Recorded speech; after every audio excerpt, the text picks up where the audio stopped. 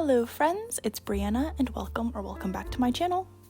Before we head out on our book shopping adventures in New York City, let's grab some quick lunch.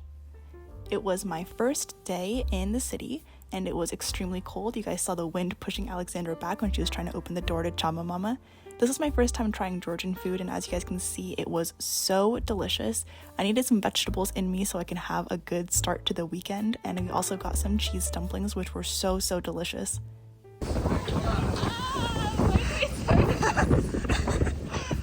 We're 6 minutes away from our desired location, which is Barnes & Noble. But right now, I want to die. But we'll be there soon. My belly's full and my face is cold. Obviously, our first stop in New York City had to be the 5-story Barnes & Noble. I was so excited to check this place out. Alexandra had mentioned they also have a lot of special editions, exclusive, painted edges, etc, etc. We didn't have a lot of time to check out absolutely everything, so I wasn't able to spend as much time on each individual floor as I would have liked to, but I did go around and look at some of the more interesting displays that cater to things that I was interested in. This is the Myth and Legends table. This is a bunch of painted edges of TJ Klune's books. I was extremely tempted by this as well because look how gorgeous those edges are, but I refrained. This is also a quick plug to get you guys to read the Beartown trilogy by Frederick Bachman. I've been peer pressuring Xandra to finish the second book so we can talk about it, and here is her looking to see which version she wants to get. Also, we need to discuss this ridiculous Lunar New Year sign. It's the year of the rabbit, and the books that they recommended are extremely questionable. Not a great way to start out the new year. I'm also dying at like the Beastars, the Bunny by Mona Awad. Why is there so much cursed bunny literature? You guys don't know how badly I wanted to climb one of these ladders and just roll around the shelves, but every single one of the ladders had a sign that said for employee use only, and I wasn't trying to get kicked out of Barnes & Noble. So tempting though. Another plug, read the Greenbone Saga by Fonda Lee. Goods acquired, and now we're walking to dinner.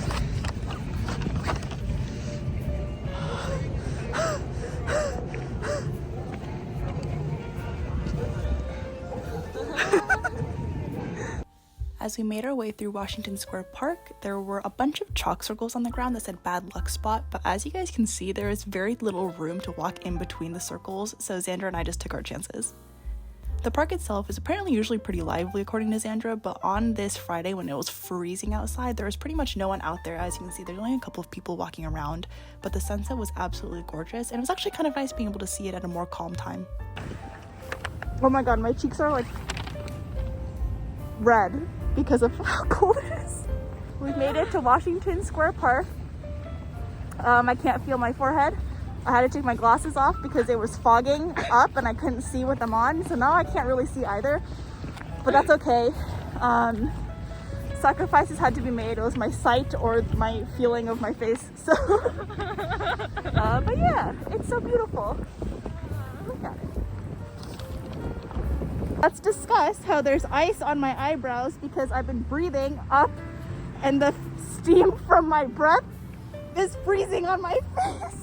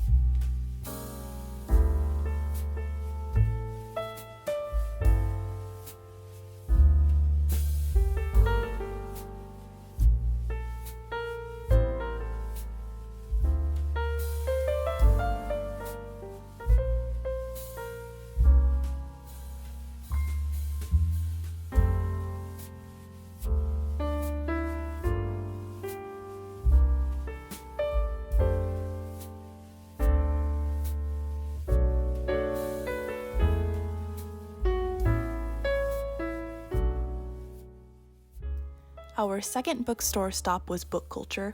This is actually apparently where Xandra gets a lot of her books for class. They have a ton of tote bags, so you guys can see those options hanging from the ceiling. It is a 2-story bookstore, and they have books lining the staircase as you walk your way up to the second floor.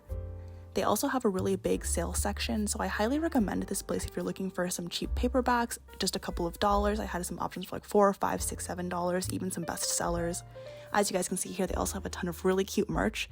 I'd wished I purchased some hats or maybe a t-shirt, but I did get myself a tote bag. The aesthetics are just so fun. I really liked the Night Owl Book Club hat as well. Book Culture also had this really cute blind date with a book section where they just have a wrapped up book with some tropes and some quotes and maybe some comps on it, so you can figure out if that's something that you'd like to read, and then you can pick it up. I did get one of these, which I'll show you guys later, but there were so many options. I thought it was so fun, and we found one that matched Zan's personality exactly. This is the roped off section in the back where Columbia students can pick up books for their courses. I wish I was able to go in so I could check out more of what the Asian studies majors were reading, but I was able to see some of the ones on the edges here. I thought it was so interesting to see what books were assigned.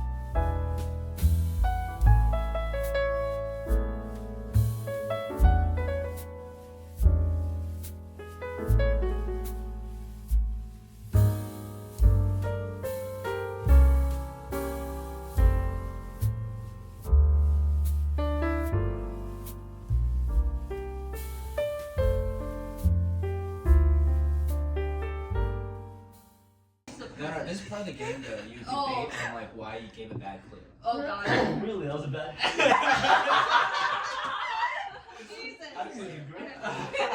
Okay, at least we know it's not the first.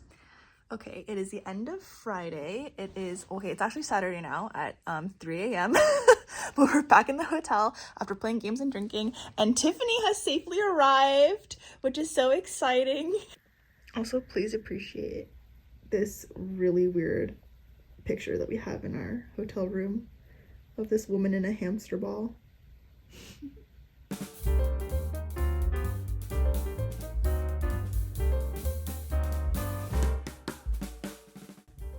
Good morning. A quick book haul now since I am awake and it's the next day. Okay, first book I got was from Barnes & Noble. I got a signed edition paperback of The Stardust Thief by Chelsea Abdullah. I'm pretty excited about this. I've heard good things and I'm looking for just like a fun fantasy read after all the heavy books I've been reading, so hopefully this one provides me the fun adventure I'm looking for. The next book I got in the sale section at Book Culture. It is Half the Hours by Michael Cunningham, and then if you flip it over, it is Mrs. Dalloway by Virginia Woolf. And I've always wanted to read a Virginia Woolf novel, and I figured I'd start with Mrs. Dalloway because I do think it's one of her most famous. I don't know who Michael Cunningham is, and I didn't realize it was like a dual book until I bought it, but it was like $5, so all good. But look how pretty this is. I also got this little book tote bag from Book Culture, which is so freaking cute, and it fits books inside. And I got, what did I get? Oh no. I got Catherine House. This was on the Dark Academia table, and I think I also got this for sale. It was like $7. Also paperback. I don't know much about it, but I do know that R.F. Kuang recommended it, and I love R.F. Kuang's books, so I figured I'd give this one a try too.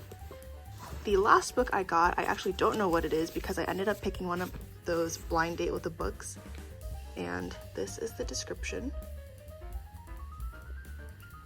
And then let's try to one-handed unwrap this. If anyone has any guesses, make your guesses now. Oh, Veronica by Mary Gateskill. Interesting. I've never heard of it, but I do think this description sounds super interesting, so I'm excited.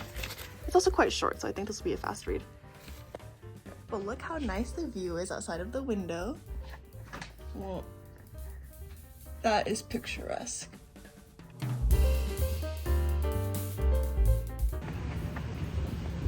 You can't even tell because you have your hood up. But we're wearing matching beanies.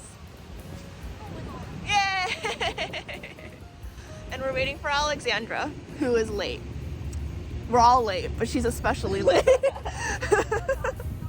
Yay. It's not about who's late, it's about Who's the latest. Also my strawberry earrings. Also,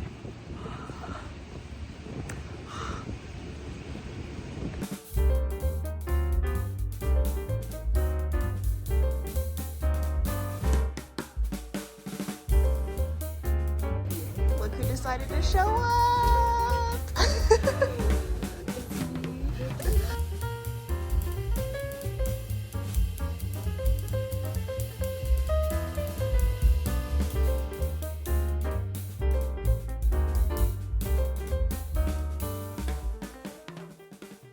The third bookstore that we went to was Blue Stockings Cooperative on Saturday morning. This was just down the street from where we grabbed brunch at Develle. I think Blue Stockings was actually my favorite bookstore of all the ones I went to in New York City, and I spent the longest amount of time browsing here even though it is physically the smallest location. I just love how community focused and community driven this bookstore is. I highly recommend you guys look into Blue Stockings Cooperative's mission statement. They had a huge little free library section full of donations. These books are all free for any reader to come in and take. I love how accessible they want to make reading for everybody from any background. This is where Zan had to say goodbye, but I did spend a good amount of time browsing in here.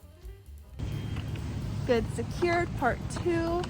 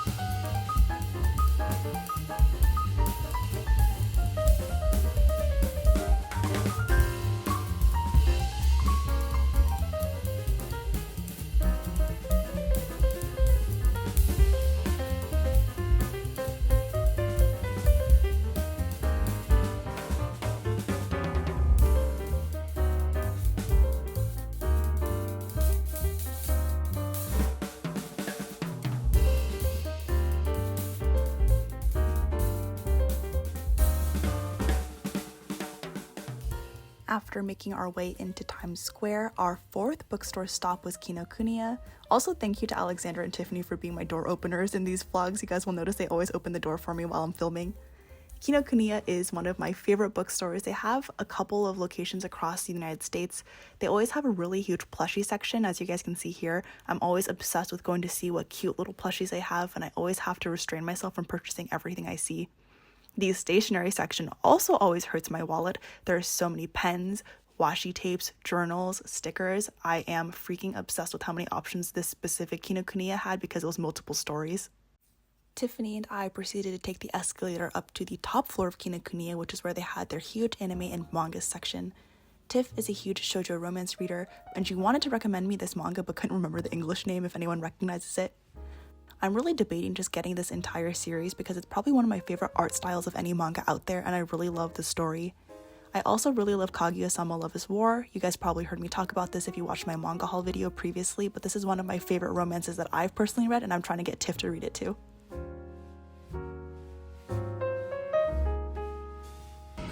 We've made it to the promised land. Yay!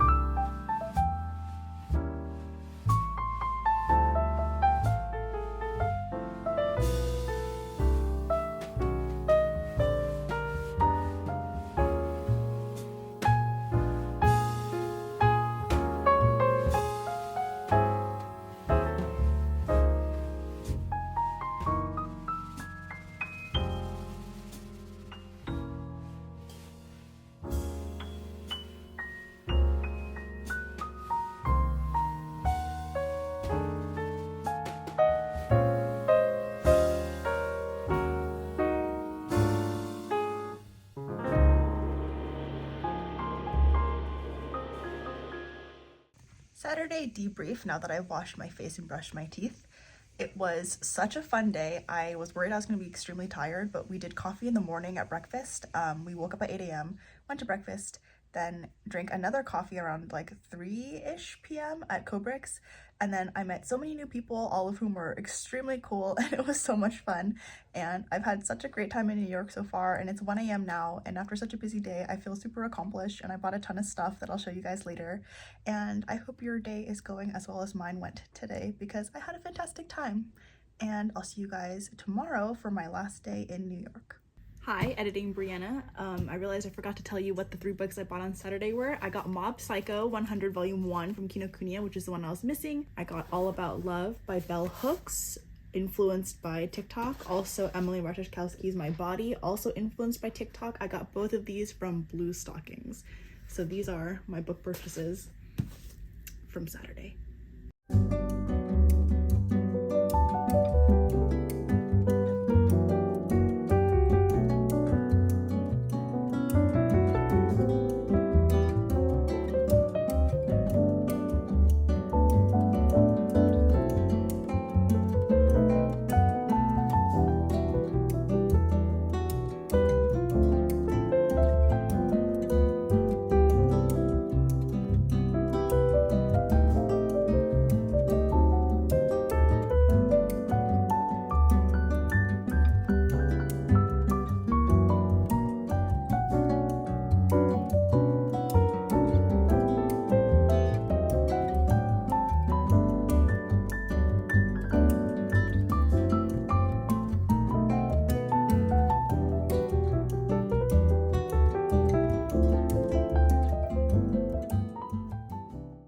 I, like many of you, watched Dash and Lily on Netflix and became obsessed with the idea of Strand bookstore.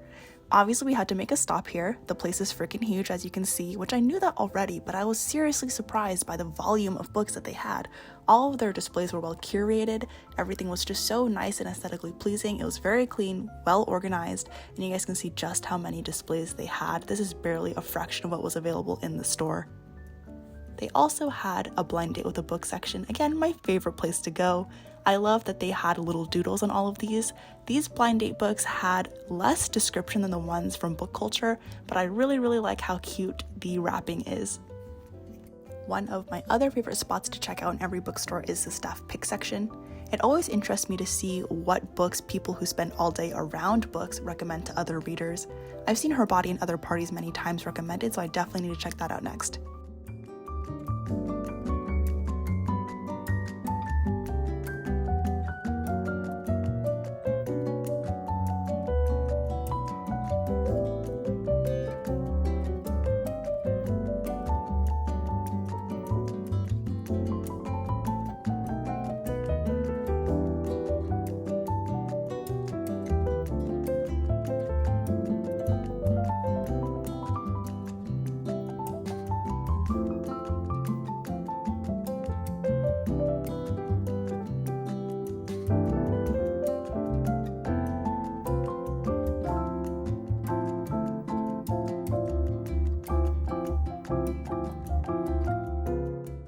Our next stop was Forbidden Planet, which is just down the street from Strand.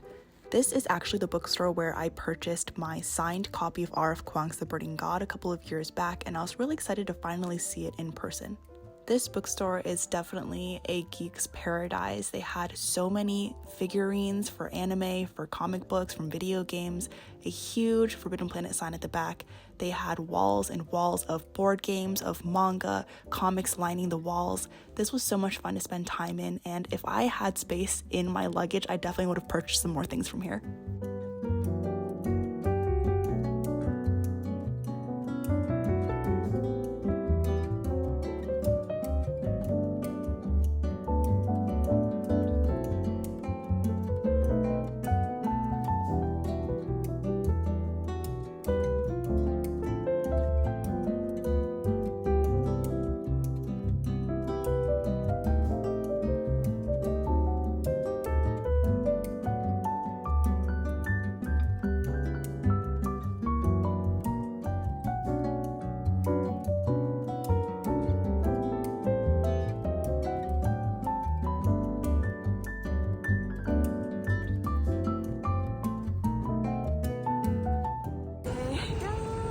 We're back again. Back again in sunshine in Washington Square Park.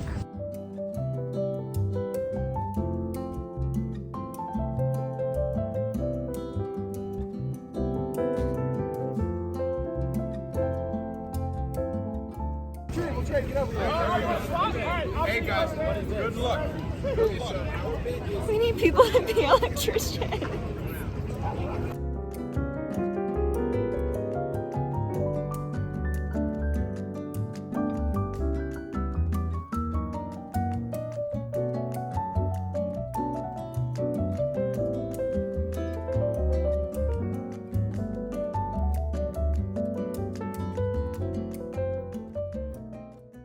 My final bookstore stop in New York was McNally Jackson.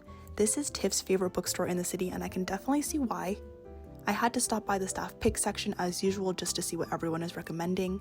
Let me know if you guys see any of your favorites on the shelf as well, because 2 recommendations means I will move it up my TBR. I'm actively trying to get Zan and Tiff to both read Liar, Dreamer, Thief, and completely in character, Zan is paying attention to what I'm saying and Tiff is distracted by the romance section.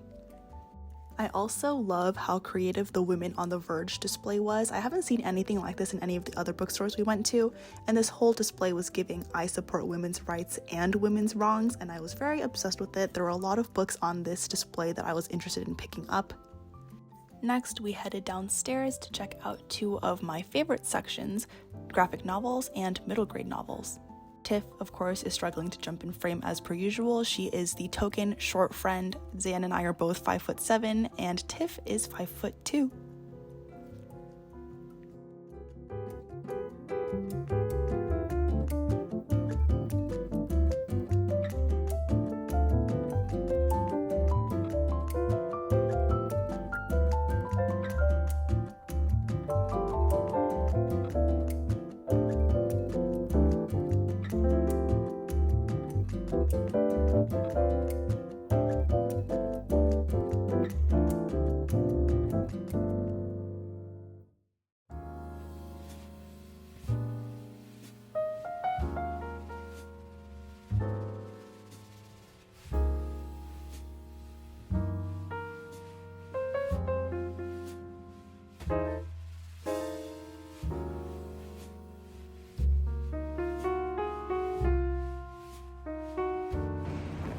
Code names on the street! Yeah. Ah!